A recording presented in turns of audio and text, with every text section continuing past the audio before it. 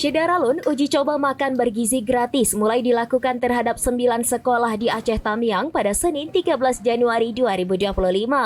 Secara umum, murid antusias dan menilai menu yang disajikan sudah memenuhi standar gizi dan cita rasa.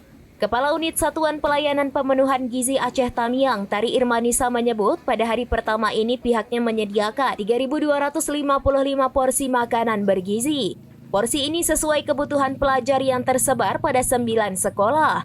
Tari memastikan pihaknya menerapkan standar tinggi untuk menjaga kualitas gizi dan rasa. Misalnya, untuk memastikan kecukupan gizi, pihaknya melibatkan ahli gizi, sedangkan para pekerja seluruhnya sudah memiliki pengalaman memasak pada acara besar. Pihaknya melibatkan 46 pekerja yang rata-rata sudah memiliki pengalaman. Untuk hari pertama, menu yang disajikan berupa nasi putih, ayam kalasan, sayur sop, tempe bacem, dan jeruk. Tidak ada perbedaan menu untuk murid TK hingga SMA. Pendistribusian menu makanan bergizi gratis ini mendapat pengawalan dari Satuan Lalu Lintas Polres Aceh Tamiang.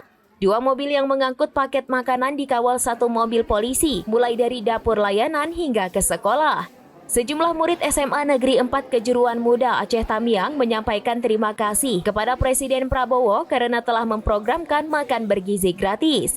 Ucapan terima kasih ini disampaikan murid kelas 10-2 Syadifa Aulia Rizka ketika menerima menu makanan bergizi gratis yang dibagikan di kelasnya pada Senin 13 Januari 2025. Siswi yang juga wakil ketua OSIS SMA Negeri 4 Kejuruan Muda ini menilai menu makanan yang disajikan sudah cukup bagus dan memiliki kriteria gizi baik. Dari Aceh Tamiang, Rahmat Wiguna, serambinews.com. Download Tribun X sekarang, menghadirkan lokal menjadi Indonesia.